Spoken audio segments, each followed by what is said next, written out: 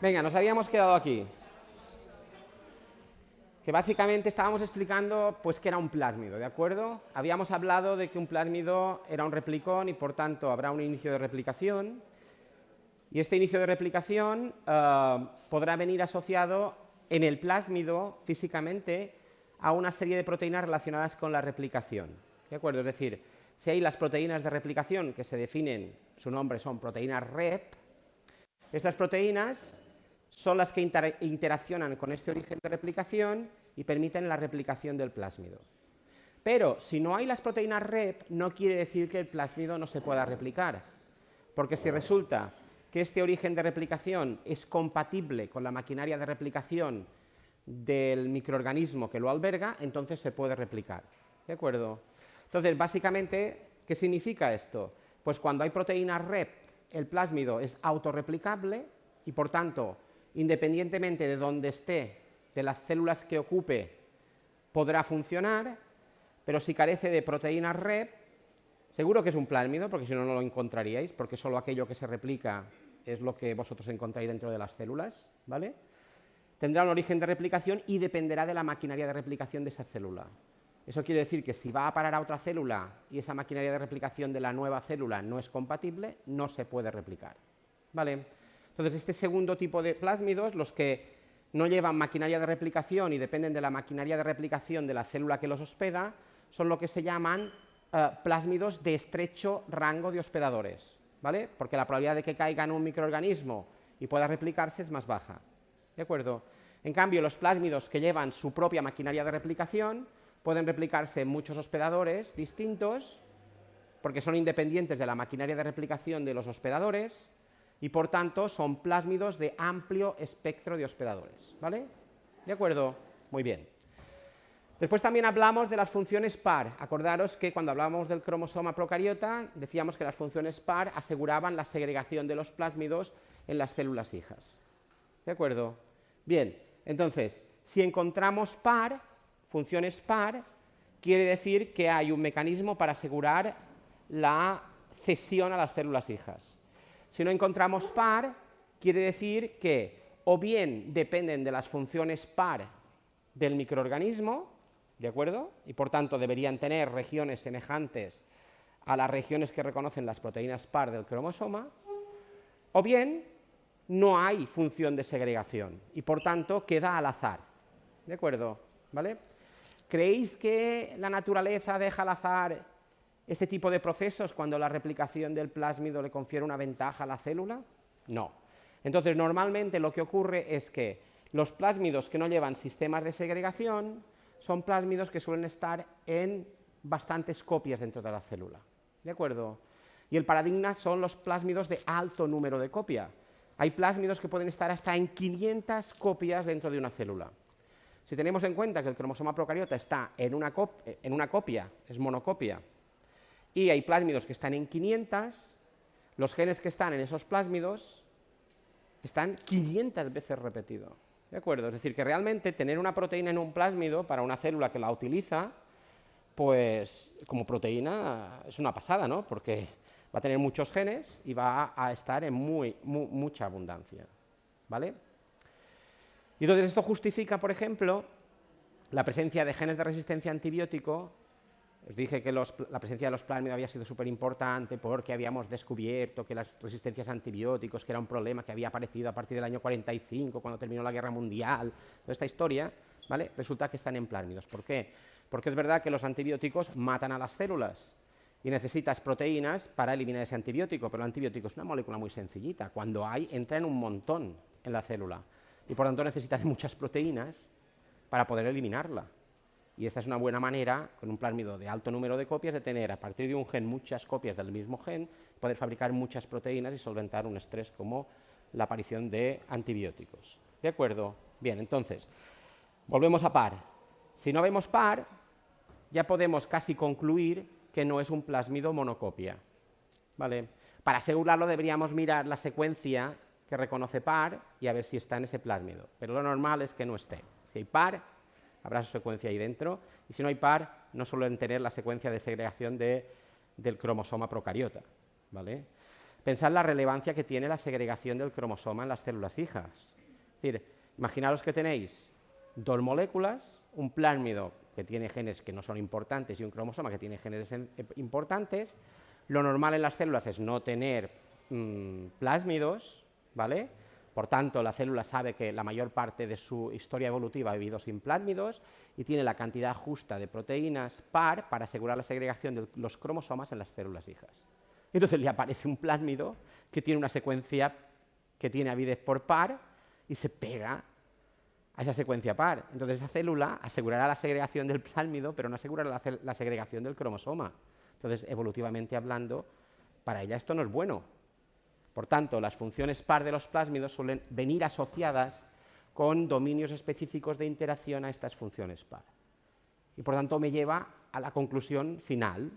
Cuando hay par, son plásmidos de bajo número de copias, y con par se asegura la segregación correcta, y cuando no hay par, ya directamente podéis ir pensando que son plásmidos que están en un número elevado de copias y que, al final, cuando se divide la célula, si tenemos 500 copias de un plásmido, la probabilidad de que esos plásmidos se queden en la célula A y no en la célula B es muy baja. La célula B seguro que pilla algo. Y entonces, si lo pilla, lo podrá replicar y podrá tener la dosis correcta de plásmidos para que eso sea eficaz. ¿Vale? Entonces ahí está el juego mental de ir pensando en qué significa cada uno de los componentes. No hace falta estudiar esto. Si uno entiende qué significa par, que compite con una secuencia, y entonces, claro, sería un problema para la célula tener muchas secuencias par en una molécula como un plásmido, porque debilitaría la capacidad de segregación de los cromosomas en las células hijas. Vale, muy bien, todo esto muy bonito. ¿Qué más tienen los plásmidos importantes?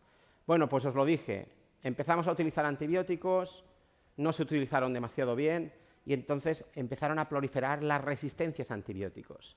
Entonces, al principio se pensaba, bueno, pues eso quiere decir que las bacterias, como tienen una tasa de mutación más alta que las células eucariotas, se dividen muy rápido, pues fabrican resistencias a antibióticos, ¿de acuerdo? Pero los experimentos, sobre todo a partir de los años 80, en los que ya pudimos trabajar con material genético y visualizar quiénes eran los responsables de esas resistencias, concluyeron que esa rápida adquisición de resistencias en las bacterias, debidas al mal uso de los antibióticos, no era porque cada bacteria fabricase sus resistencias a antibiótico, sino porque una bacteria fabricaba una resistencia a antibiótico y esta resistencia a antibiótico, digamos, pasaba primero a la población, entendemos población como a los miembros de la misma especie, pero incluso se saltaba esta barrera de la población y entonces la transferencia de genes de resistencia a antibióticos era promiscua, ¿vale? Entonces aquí aparece el concepto de transferencia genética horizontal. Hasta los años 80 se creía que la única transferencia genética que había en bacterias era la vertical, es decir, de la célula original a las células hijas, ¿de acuerdo? Pero cuando ya descubrimos cómo funcionan los genes en los procariotas, vemos que hay una tasa de transferencia genética horizontal, es decir, entre miembros de la misma generación, muy alta. ¿Vale? ¿Y quiénes son los responsables, al menos en los años 80, de esa gran transferencia genética horizontal? Los plásmidos. El primer elemento que se descubre que tiene una elevada tasa de transferencia genética horizontal son los plásmidos. Y claro, ahora viene el por qué. ¿Por qué son tan promiscuos? ¿Por qué pueden pasar de un sitio a otro? Bien, lo primero viene asociado a REP. Es decir, como llevan su propia máquina de replicación, es igual si el plásmido está en Escherichia coli, en Vibrio, en Pseudomonas o en Bacillus. Si tiene su propia maquinaria de replicación, puede transferirse fácilmente. ¿De acuerdo? ¿Vale? O sea, si se transfiere, se replica. Pero después hay una serie de genes que son esenciales para la movilización de estos plásmidos entre diferentes individuos. Y son los genes TRA y los genes MOP. ¿De acuerdo? Es decir, que además de REP, hay dos genes o dos grupos de genes que son súper importantes en transferencia genética horizontal. que son los TRA y los MOP. Después veremos un poquito con más detalle cómo es la conjugación, ¿vale? Pero lo que quiero que tengamos claro aquí ahora es que necesitamos TRA y que necesitamos MOP para que un plásmido se mueva. ¿De acuerdo? De los dos, el más importante y que tiene que estar dentro del plásmido, ¿vale?, codificado, es MOP. O sea, las funciones MOP, para que un plásmido pueda moverse de un sitio a otro por conjugación, ¿vale?, tiene que estar en el plásmido. Si no está en el plásmido MOP, el plásmido no puede moverse por conjugación. Puede la célula reventarse, estar suelta por ahí y una bacteria puede encontrarse el material genético y meterlo dentro. Esto se llama transformación. Hablaremos de ella, ¿vale? Pero por conjugación, es decir, con plásmidos íntegros, solo los plásmidos que tienen MOP pueden ir de una célula a otra. ¿Qué pasa con MOP? Bueno, pues las proteínas MOP son las que permiten la transferencia del plásmido, ¿vale?, y requieren de lo que se conoce como un origen de transferencia, ¿vale? Es decir, que en un plásmido movilizable, quiere decir que existen las proteínas MOP, hay dos orígenes distintos. El origen de replicación, que permite la replicación de la célula en condiciones normales dentro de esa célula, ¿vale?, y el origen de transferencia, que es un origen replicativo que permite la transferencia de una copia del material genético de una célula a otra. Porque lo que no hacen las bacterias es currarse un mecanismo de resistencia a antibiótico y después dárselo al vecino y no quedarse una copia. ¿De acuerdo? Por tanto, el mecanismo de transferencia genética horizontal, que se llama conjugación y que sirve para pasar plásmidos, es un mecanismo replicativo. Se replica el plásmido. Pero no se replica con las funciones rep y el origen de replicación, sino que se replica a partir del origen de transferencia y con las funciones MOP, ¿vale? Entonces, un plásmido con MOP tiene un nombre y es un plásmido movilizable, ¿de acuerdo?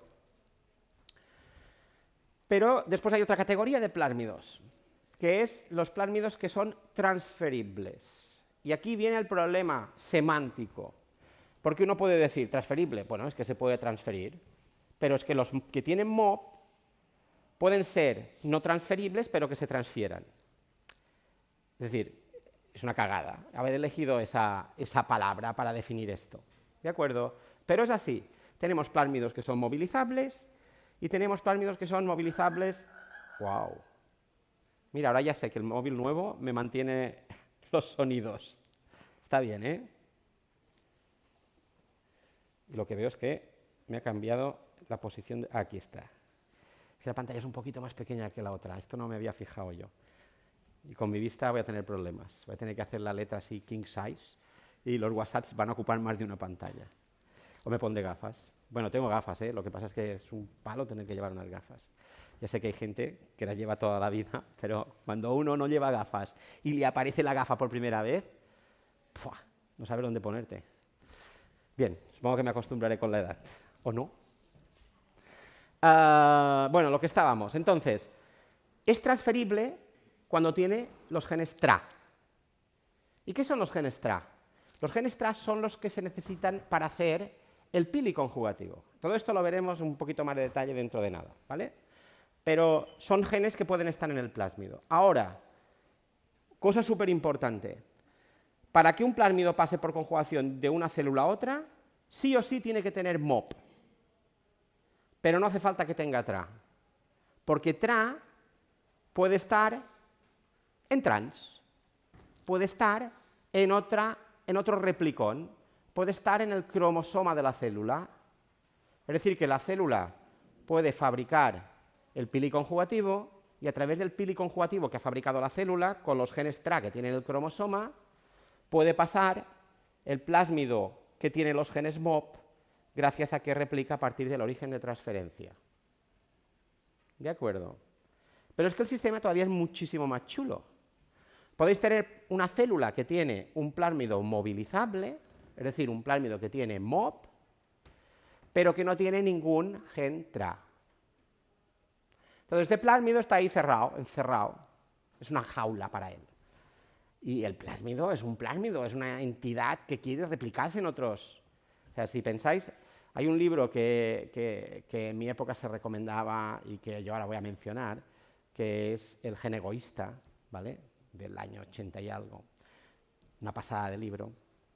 Ahora, yo no me lo he leído, ya lo digo, pero habla de que realmente los que llevan el cotarro no son las células ni los organismos que intentan replicarse, sino que aquí la entidad básica, todo esto lo digo porque me lo explicaron, aunque yo no me leí el libro, ¿vale? Algún día me lo leeré, pero todavía no. Pero habla de esto, de que realmente, es un aspecto filosófico importante, la unidad de vida real no es la célula, sino que sencillamente la célula es la cajita que necesitan los genes para perpetuarse.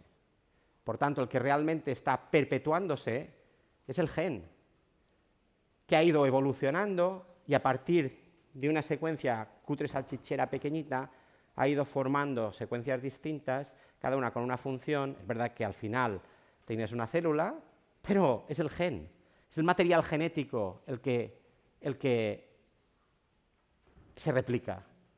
La entidad importante no es la célula es el mecanismo, es el gen. Y esto es de lo que habla el gen egoísta. A lo mejor tiene razón, pero esto ya es mucha filosofía, quiero decir. ¿Vale? Entonces, pero pensad en ello, ¿de acuerdo? Entonces, pensad en esto como una unidad autorreplicativa, porque tiene su proteína Rep, su origen de replicación, tiene MOP, tiene el origen de transferencia, está encerrado en una célula y no tiene los genes TRA. Y quiere salir, necesita salir, ¿de acuerdo? Sabe que podría salir si hubiese una puerta, pero no la encuentra. Y resulta que hay una célula por ahí que tiene los genes TRA, que se entretiene a fabricar pilis y a interaccionar con los otros, pero no tiene ningún gen para pasar por ahí. Pero lo tienen los genes TRA, cosas de la vida. Y entonces, esa célula que tiene los genes TRA establece el pili conjugativo y a partir de ese pili conjugativo, el plásmido que estaba encerrado en la cárcel sale y va a parar a una célula que ya tiene genes TRA. Lo que para él es fantástico, empezará a difuminarse brutalmente. ¿De acuerdo?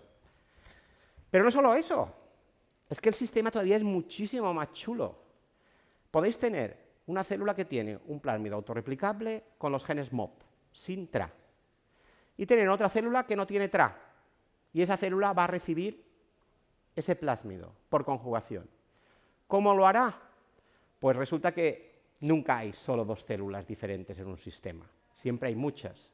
Y entonces se produce una interacción primero entre una célula que tiene los genes TRA y la célula que tiene el plásmido, y el plásmido pasa de esta célula en la que está viviendo a la célula que tiene los genes TRA, y después de esta célula que tiene los genes TRA, que ya tiene el plásmido, lo transfiere a esta otra célula. Claro, nosotros no hemos visualizado en el proceso la célula que tiene los genes TRA. Hemos detectado la presencia de una célula que tiene un plásmido movilizable y replicativo. Habíamos detectado la presencia de una célula que no tenía genes TRA y no tenía el plásmido, y ¡pim, pam! Después de un cierto periodo de tiempo, esa célula no tiene los genes TRA y tiene el plásmido. ¿Vale? Bueno, pues esto que ocurre en la naturaleza se utiliza también en biología molecular en las conjugaciones. ¿Vale? Porque a veces se utilizan lo que se llaman conjugaciones triparentales, porque se pone la bacteria que tiene el plásmido que quieres mover, la bacteria que tiene el plásmido que quieres, esto es muy feo, la bacteria que tiene el plásmido que no tiene los genes TRA, y un auxiliador que es una célula que tiene genes TRA y que hará de mediador. ¿Vale? Entonces, fijaros lo chulo del sistema, y esto se utiliza en biotecnología, para mover genes entre células procariotas. Además, el sistema este de transferencia de plásmidos mediado por MOP y por TRA es muy promiscuo. ¿Verdad que es más difícil mover genes por conjugación entre miembros de especies distintas que entre miembros de la misma especie, pero nos permite transferir genes entre gram negativos y gram positivos sin ningún problema? Y esto ocurre en la naturaleza. ¿Vale? Por tanto, tened presente esto, que MOP tiene que estar ahí, entonces es movilizable, y para que el plásmido sea además transferible tiene que tener los genes TRA, y los genes TRA no tienen por qué estar ahí, ¿vale? Además, MOP normalmente es un gen y punto, ¿de acuerdo? 2, 3 máximo. TRA se requiere una dotación grande de genes. De todas maneras, en vuestros plásmidos, como el objetivo era fabricar plásmidos pequeños, se os hará una pregunta: ¿es movilizable? ¿Es transferible? Entonces la idea es que detectéis si hay genes MOP y si hay genes TRA. No que haya la dotación completa de genes TRA, ¿vale? Entonces la idea es, si hay MOP, es movilizable, y si encontráis algo que es TRA, es transferible. ¿De acuerdo? Esa es la filosofía del ejercicio que vais a hacer. Pensad que los plásmidos que os hemos dado no existen en la naturaleza. Los hemos construido nosotros para que vosotros podáis hacer esa anotación. ¿De acuerdo? Y también porque si existiesen en la naturaleza estarían publicados en las bases de datos, y solo con coger el plásmido y enviarlo a la base de datos ya sabíamos lo que tiene. Que vosotros sois muy despabilados, y nosotros ya no somos tontos, ya sabemos todo lo que vais a hacer porque hemos sido estudiantes. O sea, tenemos todas las técnicas habidas y por haber. ¿De acuerdo? Y tampoco éramos tan buenos estudiantes. Sabíamos todos los trucos. Bueno, casi todos. Lo que pasa es que ahora somos muy despistados. Bien, ¿qué más tenemos por ahí? Cosas importantes en los plásmidos. Bueno, pues resulta que en los plásmidos aparecen unos elementos que facilitan la movilización de genes, ¿vale? Y entonces aquí he puesto, bueno, esta figura, que es del Brock, aparecen dos. Aparecen las secuencias de inserción, ¿vale?, que son elementos autónomos que per se pueden saltar, pero que, bueno, se van moviendo, tienen su rol, después hablaremos de ellos, pero per se no son demasiado útiles para transferir genes. Pero resulta que la combinación de dos secuencias de inserción se pueden convertir en un transposón que puede movilizar lo que está dentro. ¿De acuerdo? Y entonces, esto es lo que realmente vemos en los plásmidos, sobre todo al analizar problemas derivados con la resistencia a antibióticos, ¿vale? Muchísimos plásmidos llevan transposones en cuyo interior se albergan genes de resistencia a antibióticos. Y esto, para los genes de resistencia a antibióticos, hablamos ahora del gen egoísta, es súper irrelevante, es interesantísimo, porque este plásmido puede no tener maquinaria de replicación propia y depender del hospedador, pero tiene los genes MOP y tiene los genes TRA.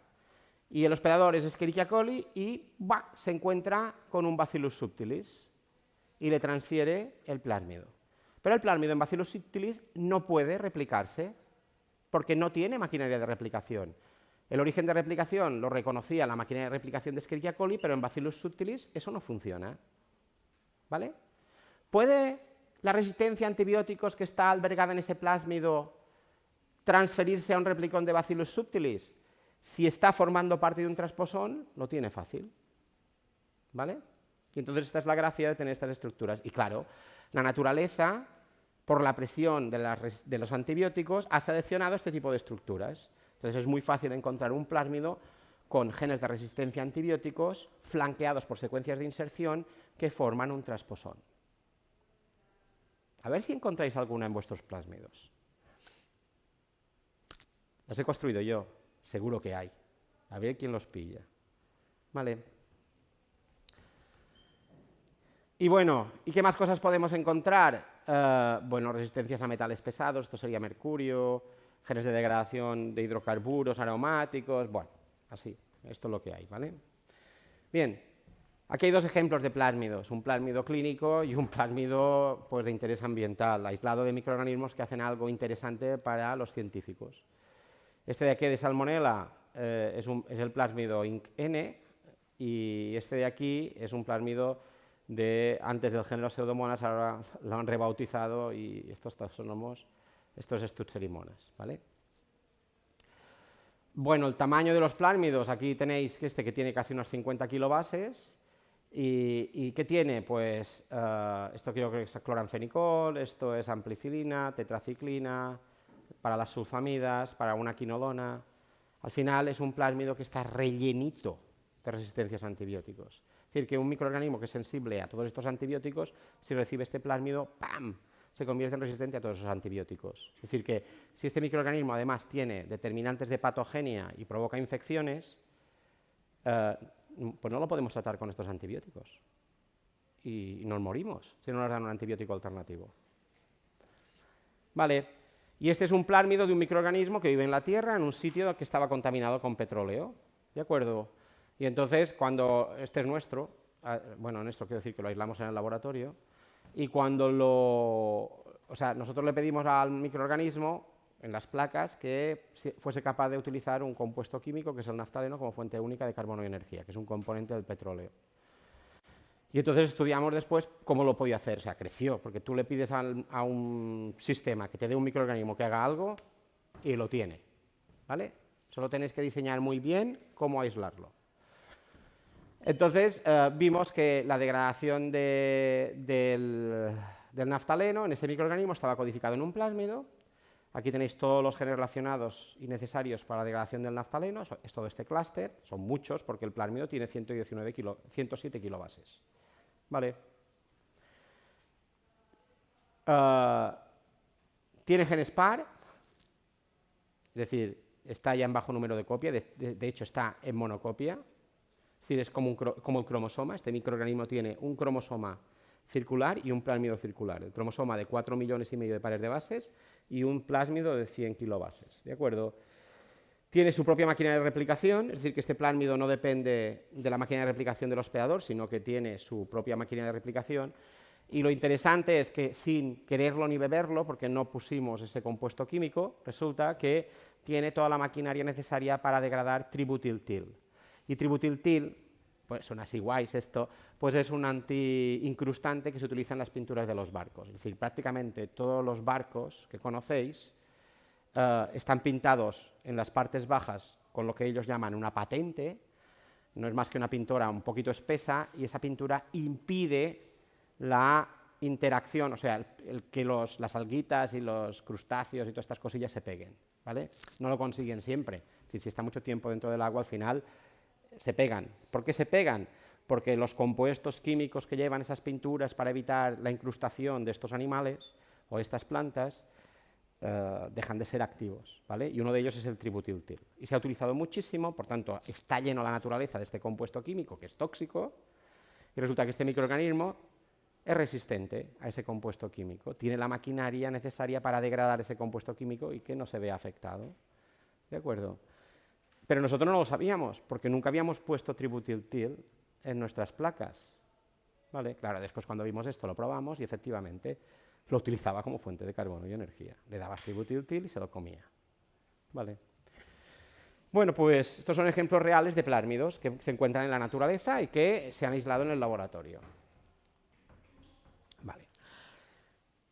¿Son los plásmidos una curiosidad biológica? Es decir, ¿cuántos plásmidos realmente hay en la naturaleza? ¿Vale? Pues este análisis, después veremos un análisis idéntico hecho con cromosomas para calcular el tamaño genómico y tal y que cual, está sacado de los datos del NCBI en el año 2020. Bueno, sí, cogí yo los datos que había en esta página y los analicé.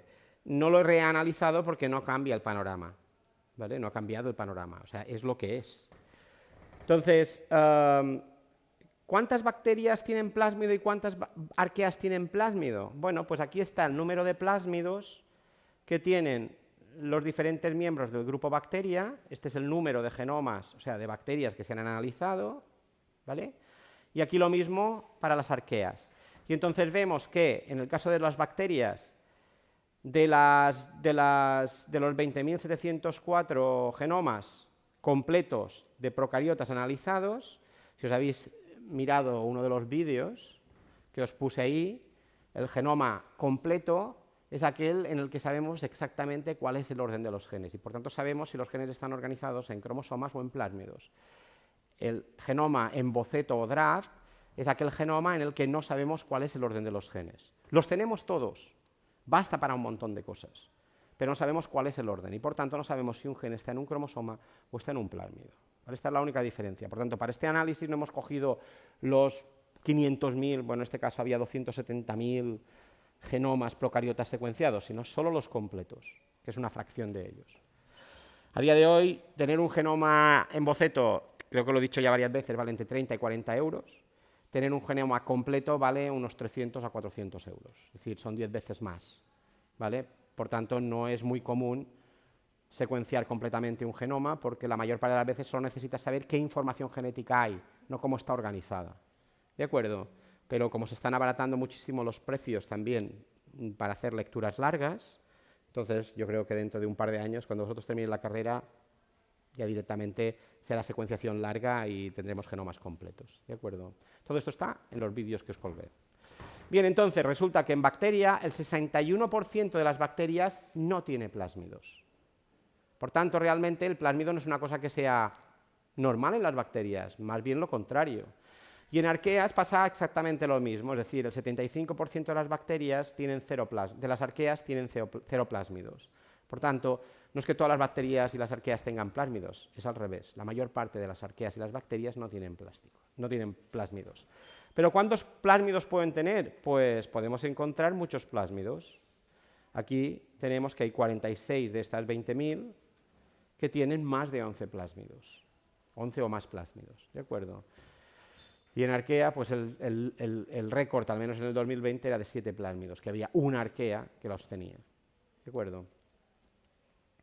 ¿Qué más podemos decir en cuanto a los números? Bueno, tamaño, son grandes estos plásmidos.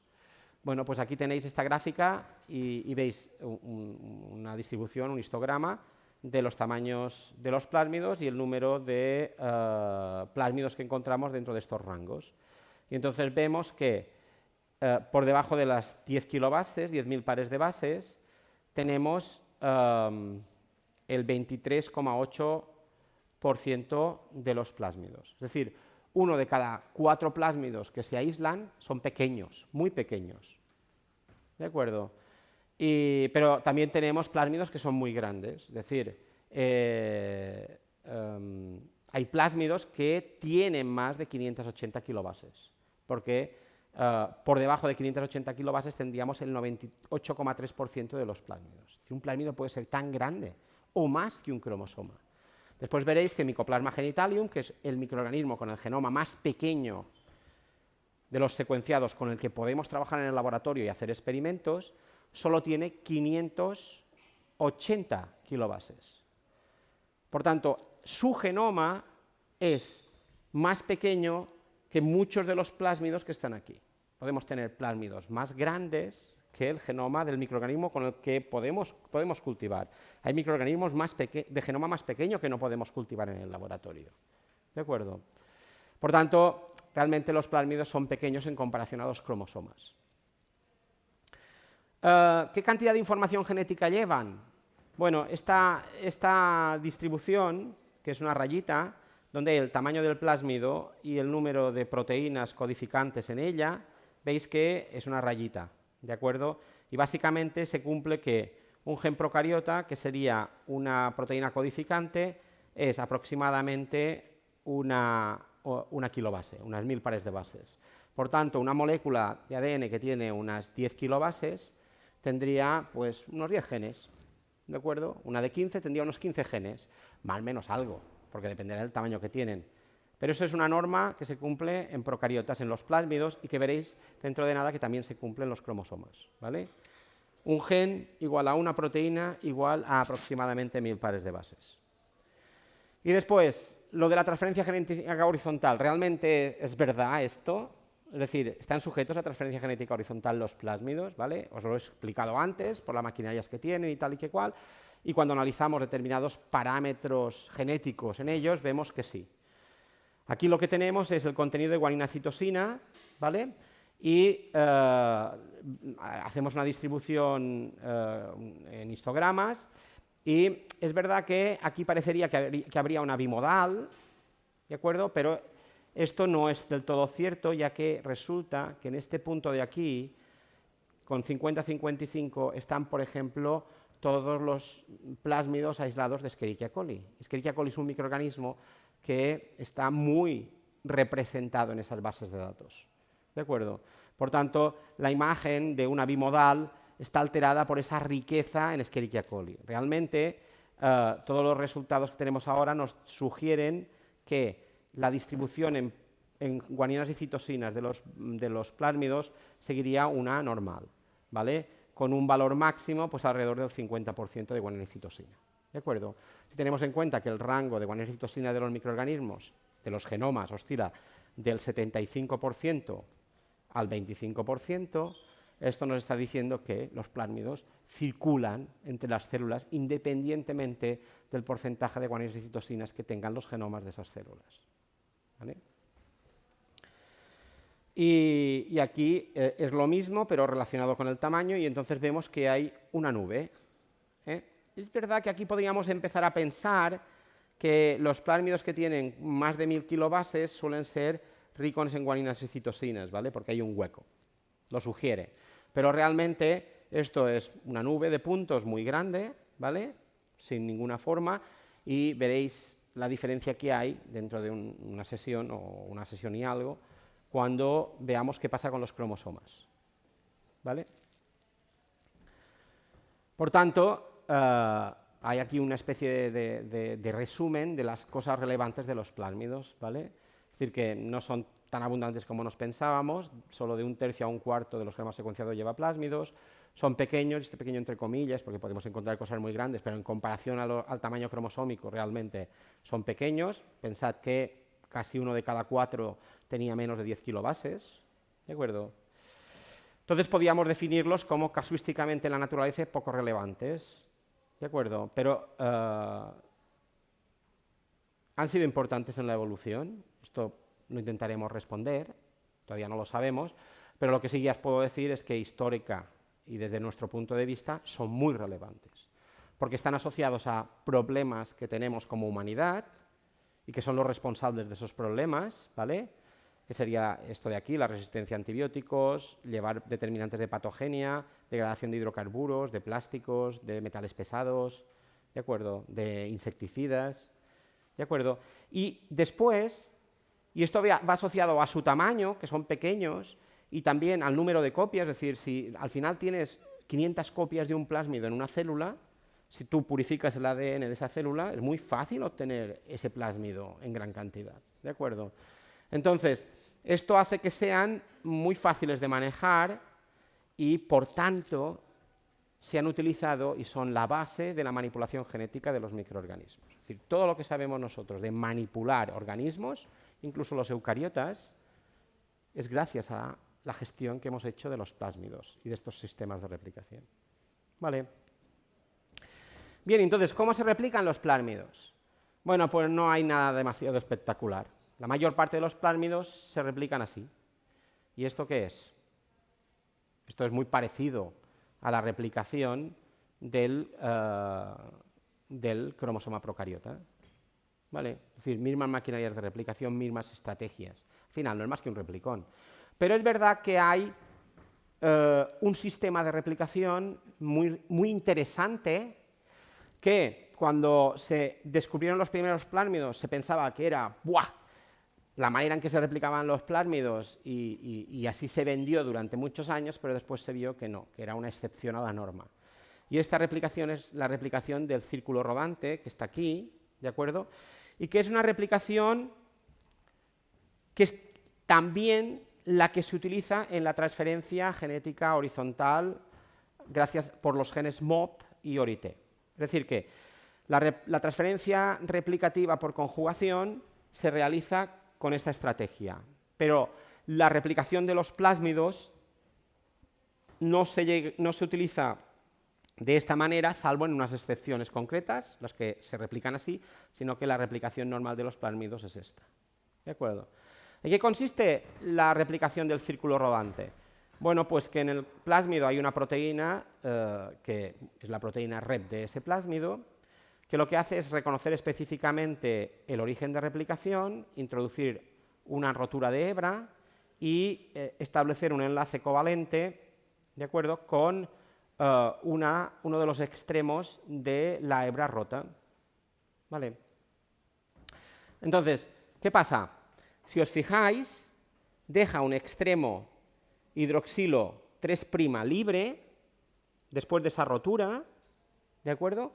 Y esto es lo que necesita la DNA polimerasa 1, por ejemplo, Necesitan un grupo hidroxilo libre para poder introducir el primer nucleótido. Por tanto, esto de aquí sirve como inicio de la replicación y la DNA polimerasa va polimerizando una cadena. ¿De acuerdo? Entonces, a medida que se va polimerizando esta cadena, el ADN se va abriendo. Pero el extremo está protegido por la proteína REP. Entonces, la replicación por el círculo rodante, la gracia que tiene es que en vez de hacerse, como en la replicación teta, una replicación simultánea de las dos hebras de ADN, en la del círculo rodante, primero se replica una de las hebras y cuando ha terminado la replicación de la primera hebra es cuando se inicia la replicación de la segunda hebra. ¿De acuerdo? Es decir, que hay un desfase de la replicación de las hebras. ¿De acuerdo? Este sistema es muy chulo, ¿de acuerdo? Se conoce desde hace muchos años y es el mismo mecanismo que se utiliza para la transferencia, para la movilización de los plásmidos. Es decir, MOPA actúa de una manera muy semejante a esta proteína REP, interviniendo en el origen de replicación, llevando esta cadena hacia la otra célula, ¿de acuerdo? Mientras que ésta se va replicando y, por tanto, la célula dadora siempre mantendrá el plasmido dentro. Esto que irá a parar a la célula receptora será una cadena de DNA monocatenario y ahí ya veremos si se replica o no se replica. Normalmente se replica porque, además de MOP, entra alguna proteína que ayuda, bueno, a la replicación, pero, es decir, ya ha hecho mucho la célula dadora concederle una copia de su plásmido, aunque sea en monocopia. La receptora ya veremos si la puede aprovechar. Vale. Bien, entonces esto sería la replicación del círculo rodante, ¿vale? Entonces, para tanto esta como esta, pues necesitamos funciones de replicación, ¿vale? Y aquí tenemos esta cajita que pone funciones REP. Entonces, son las responsables de la replicación, ¿de acuerdo? Pero las funciones REP también son las responsables del rango de hospedadores. Es decir, si el plásmido lleva su propia maquinaria de replicación, es de amplio rango de hospedadores, ya lo hemos mencionado, ¿vale? Y si no la lleva, depende de la maquinaria del hospedador, por tanto es de un estrecho rango de hospedadores, ¿vale? La maquinaria REP también está condicionando el número de copias. Antes hablábamos solo de par, pero par era una pista, ¿de acuerdo? Pero la maquinaria REP es la que determina realmente el número, cómo se replica el plásmido, es como determina el número de copias que habrá de ese plásmido. Entonces, atendiendo al número de copias, pues podemos decir que hay plásmidos de alto número de copias y plásmidos de bajo número de copias. Dentro de los de bajo número de copias están los de monocopia y después entre alto y bajo pues podemos poner medio, ¿vale? Claro, ¿qué es un plásmido de bajo número de copias, de medio y de alto?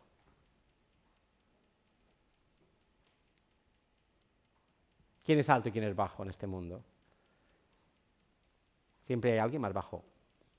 Es verdad que hay un récord. Creo que hay un señor vivo todavía que mide 46 centímetros. Este es el récord. Y creo que hay otro señor que está vivo y que mide 2,56. Estos serían los extremos. ¿Y entre medios? ¿Qué es lo que es alto y qué es lo que es bajo? O sea, es una normal. Tenemos el tamaño medio, pero es que además el tamaño medio, por ejemplo, de un americano es más alto que el tamaño medio de un español. Hay que fastidiarse.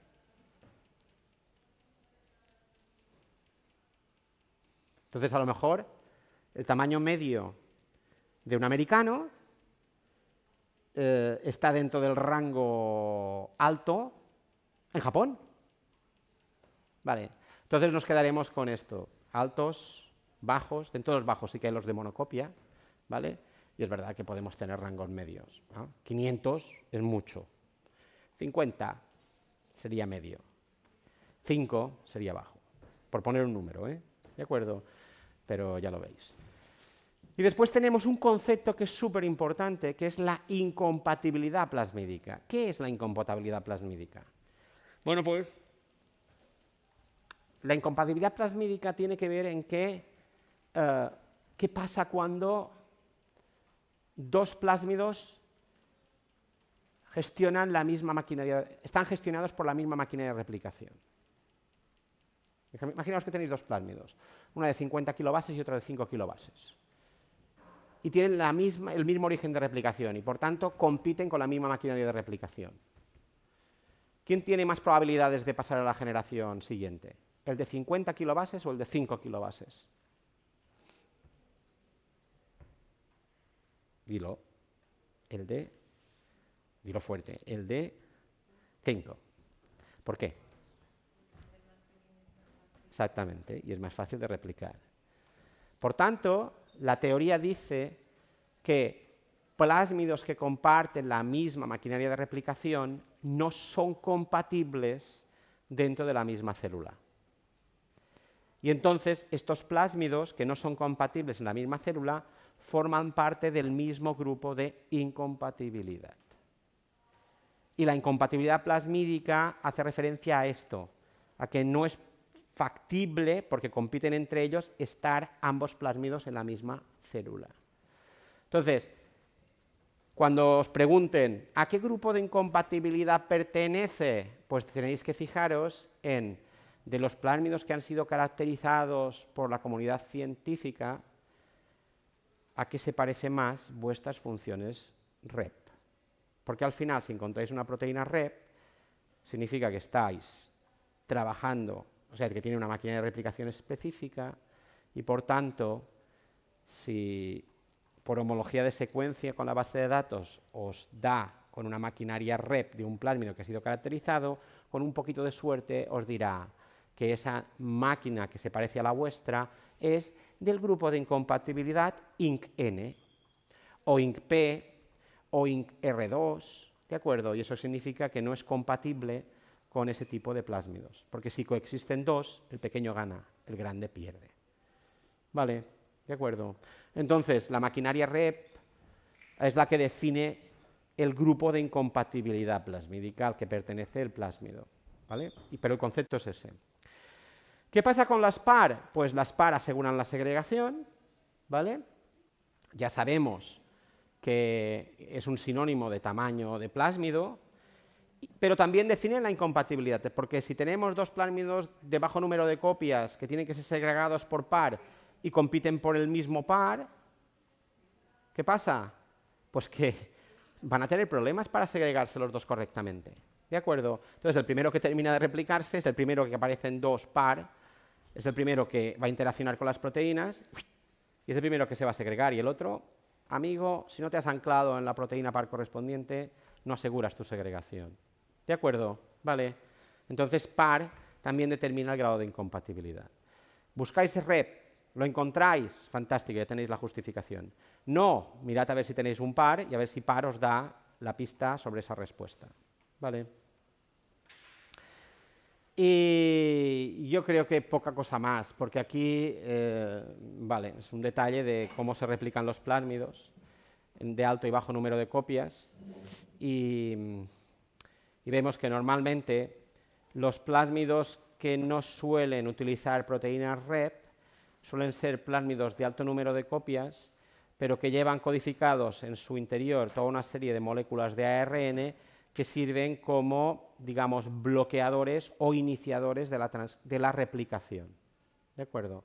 Porque estas moléculas tienen una estructura secundaria que permite el establecimiento de este emparejamiento que os dibujo aquí, y esto sirve pues de cesión del grupo hidroxilo necesario para polimerizar el ADN. Entonces, los de alto número de copia no suelen tener asociadas proteínas REP.